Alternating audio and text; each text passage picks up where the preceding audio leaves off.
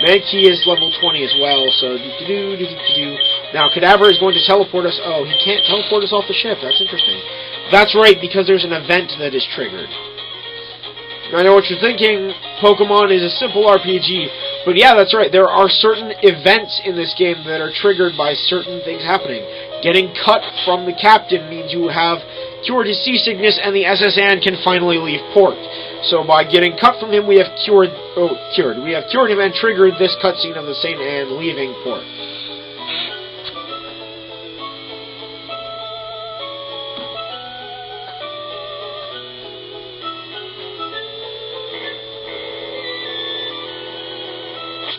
Alright, and now we're back on the docks, and we actually can't go out there anymore.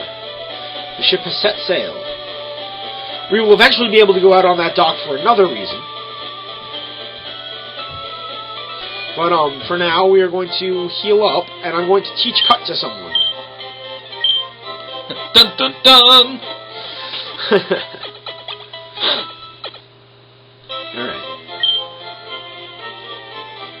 Alright. Go to our bag, and it will be in our TM case. We open, and we have Cut. We can teach it to Ivysaur or Beedrill. We are going to teach it to Beedrill. And he is going to lose String Shot for it. Beedrill really likes us. He's really close. Watch, we'll see how many times he backs up. 3 times, so he was really close. That's, I think, the highest it can be, is 3. He likes us quite a lot by this point. Indeed. Alright, so now he knows Cut, but I'm not sure I want to go straight to the gym yet. Should I do the trainers out of time? Oh, we should. I know what we should do. Diglett's Cave? To get Flash. We're going to go get us a move that's going to help us to get through the next portion of the game after this. And to do that, we need to go through here, which is Diglett's Tunnel. Now, I'm not sure if anyone else feels this way, but I always felt like the encounter rate was always increased for this area. It could just be me. Whenever I go through, I practically trip over Diglett every 4 steps. Indeed. I'm trying to decide whether I want to catch one here or not. Although if you wait around a lot, you can actually find Doug Trio in this cave. You can. But I may just catch a Diglett for this gym. I've done that oftentimes because having a ground type against electric types is invaluable. Indeed. Ground type Pokemon are immune. Ooh, this is going to hurt. Are absolutely immune to electric types. Sleep Powder missed. Well, let's throw a Leech Seed first. That's not going to work either. It looks like Diglett is going to evade this attack. Indeed. He's going to use Dig on us, and then we are going to be able to Leech Seed him. And now, even when he uses Dig, he'll still give us hell. But, as we mentioned with capturing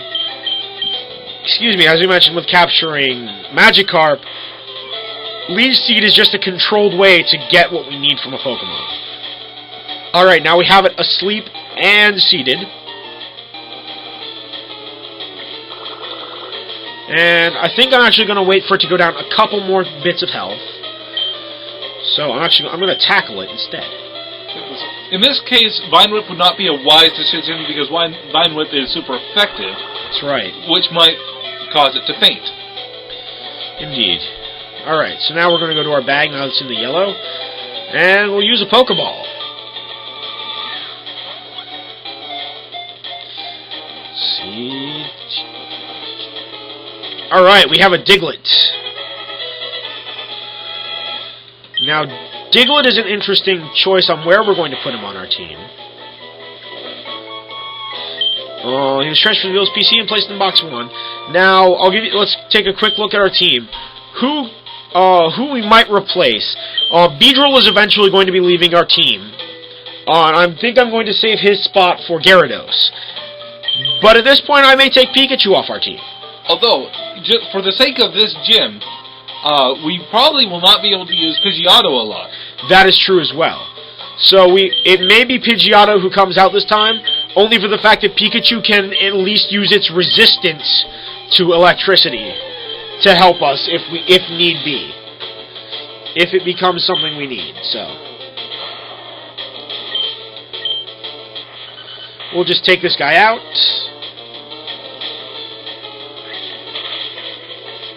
Well, this is a very good training ground for Ivysaur. It is indeed. And if we had a Gyarados at this point with a water type move, we could use that as well.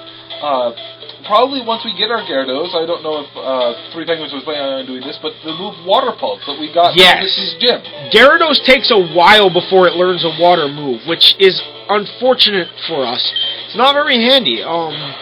So what I tend to do is I tend to actually use the Water Pulse TM we get from Misty to teach it a water-type move right off the bat and help us out.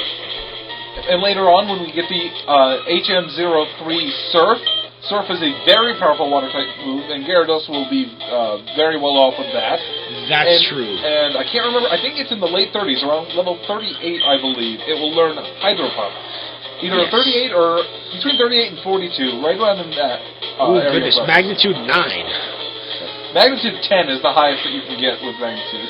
And I'm pretty sure magnitude 10 is an instant kill, is it not? I don't believe it's an instant kill, but it's very close to the same power as the move Earthquake, which is a power of 100, accuracy of 100, ground-type move. Yes.